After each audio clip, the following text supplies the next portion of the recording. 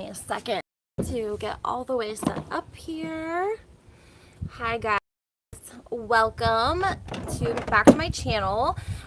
Talking housewives today. There's been so much going on with Erika and Beverly Hills Housewives. There's also been a lot going on with New Jersey, and it's not getting much attention. I kind of want to talk about that. But before we get started, guys, go ahead, hit that like button, subscribe to my channel, turn those notifications on. They're so important. It's so important to hit the like button as well. It really does make a difference with the videos. So we appreciate your support. Getting started about the Real Housewives of Beverly Hills and the Spelling Manor. If you've been following my channel, then you have probably come across some different videos talking about, hi JoJo, talking about the Beverly Hills Spelling Manor being bigger than the White House and possibly now bought by Erika and Tom, who took over an account with billions of dollars in it. So there's a lot of different rumors going around on the internet.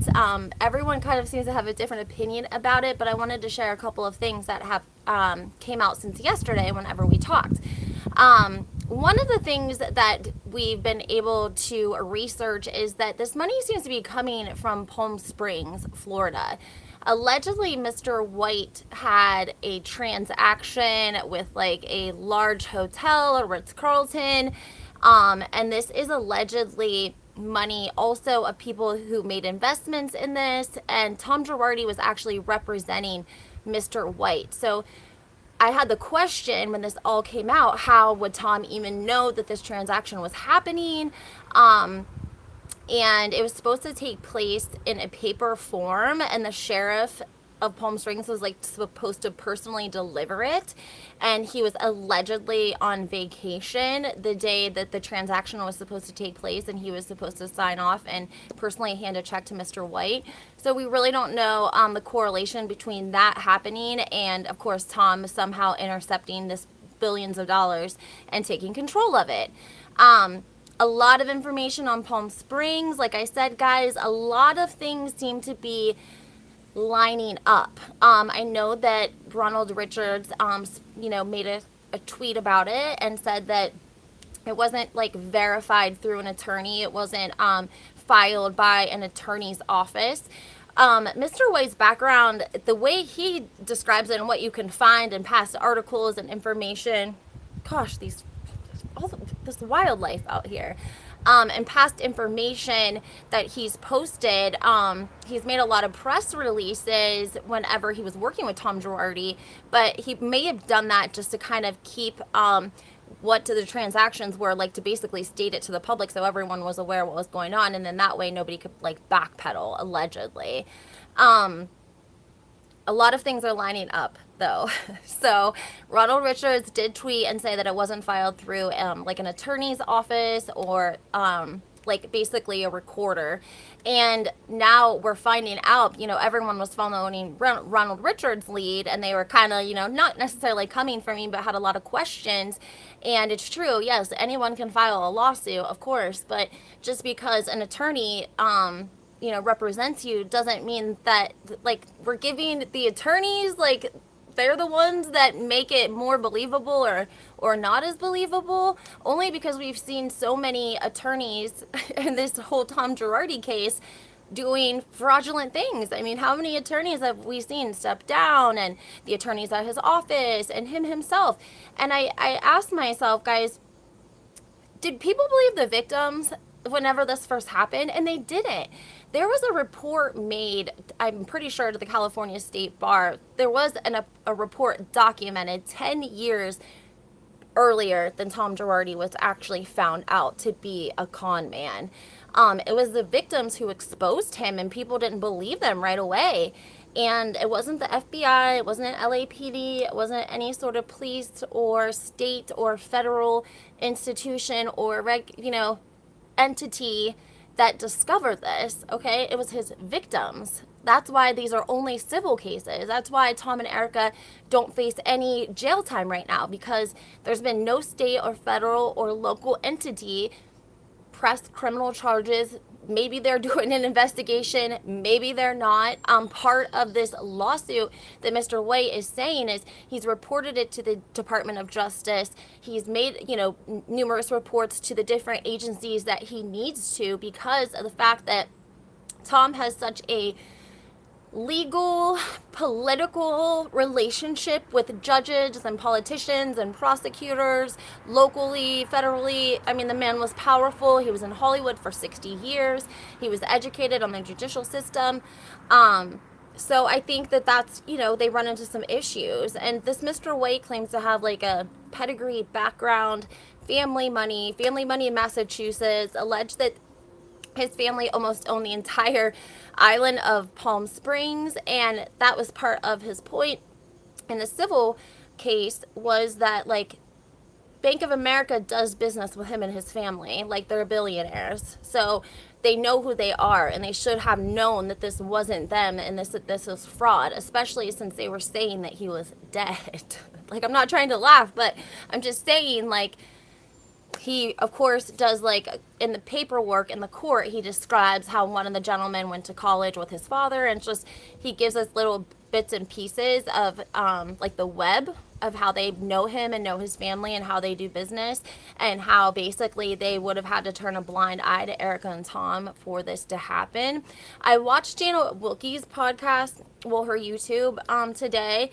I think it was for today. She did a great video on him. She did a lot of digging. I didn't have the time today. I'm going to. But she gives a lot of details as well on this case, and kind of collaborates a lot of other things that is coming out allegedly about this case. And it seems to be adding up. She made it a great point that it's very possible that Tom wanted to gain access to this money by the Spelling Manor, turn around and sell it to make a profit quick enough that maybe Mr. White wouldn't have noticed that the money was missing. And it's possible that COVID is what, slowed up the process and basically, messed up his whole plan, because they weren't doing any transactions. The court wasn't doing any transactions. You guys remember, like, everything was shut down. You couldn't even drive. So the courts were shut down for a while as well, and that would have definitely held up any sort of buying, selling, transfer of title, transactions. Pick a department that has to be closed, and if it's a major part of the transaction, then you're just kind of screwed. And Tom had been keeping up with this alleged Ponzi scheme for 10 years. That when COVID hit, just like I said in previous videos, please go back, I said this, Erika is in the reunion that year, and she gave Andy a really shitty response when he asked where Tom was at. And I think that he just couldn't keep up with the payments when COVID hit because he wasn't working. And so, of course, the settlements weren't coming in, and that ended up exposing him. Also want to talk about the Real Housewives of New Jersey really quick, guys. I want to do a longer video, but it's not really, all this Erika Jane and these $50 million lawsuit and all this stuff is kind of taking precedence over New Jersey and, the other franchises right now. But New Jersey is said to be full of drama this season, full of drama between Jennifer, Dolores, Teresa. Still lots of people reporting that Melissa's not in the wedding. I think that Melissa is in the wedding, but lots of news outlets are reporting that she's not in the wedding. They are talking about how Danielle, one of the new girls, who have explained to you guys the tea on this, that she is best friends with Frank Catania's girlfriend. So Danielle, the new girl from New Jersey, who's going to be on Teresa's team, is best friends with Frank Catania's girlfriend. She's Team Teresa. And allegedly she's going to be the star this season. I did see a Instagram post of her, and I don't know if she must have had a butt lift or had something done, but she had like leggings on and the little kids in the background, and they were saying something like, "Mommy's ass is here, yay!" Like her ass was starting to fill out. So I don't know what was exactly happening there. If you guys saw this clip on Instagram, let me know. But yeah, allegedly she's supposed to be like the star this season. She's supposed to be in the mix. We know Teresa's getting a 4-part wedding series like we have discussed previously. Anyone that's on this channel knows that we have been saying that Teresa was going to get a wedding special forever. We've been saying that. So that's definitely going to help her, you know, financially with the vendors and, you know, having it filmed. Allegedly, they will like wrap up filming and go right into filming for Teresa's wedding special. We did see that Joe Gorga, if you guys remember the video where he was like flipping out on that tenant who allegedly owed him like 6 months of back rent. We did see a video on TMZ released, I think, last week of Joe Gorga finally basically evicting this man and his wife. You could, I don't know, I shouldn't say wife, I think it may be long-term girlfriend or partner, but you can hear her kind of crying in the background, and Joe Gorga is like, you know, with the keys, he's like smiling, like, I got the keys, and the police are like behind him, basically making this man and this woman leave the apartment. So I think that Joe Gorga felt vindicated because he, you know, got a lot of heat for the video where he like basically mother F's this guy for not paying his rent, and then he comes out and says that he tried to help the guy and the guy screwed him over, and the guy was saying that he didn't screw him over, that Joe Gorga had gotten PPE money, which was like basically money to help with people who were affected by COVID. He worked in a restaurant, blase skip. So Joe Gorga, you know, defended himself, and whenever he like got to take over the apartment, he wanted to let everyone know that he was vindicated, that the guy was behind on his rent allegedly. And also the guy said the same thing that we've been hearing about the rumors about Joe Gorga not necessarily maintaining some of the buildings that he owns during COVID. Some of them didn't have heat, didn't have water, they don't have managers to go to, so just saying, we did hear that. I want to know what you guys think though, so make sure you guys comment below. Let me know what you're thinking about the Erika Girardi case, because like I said, we're all saying different things, right? Ronald, we got to remember a couple of things also. Besides the fact that the victims are the people that exposed Tom and Erika, I want you guys to remember something else too.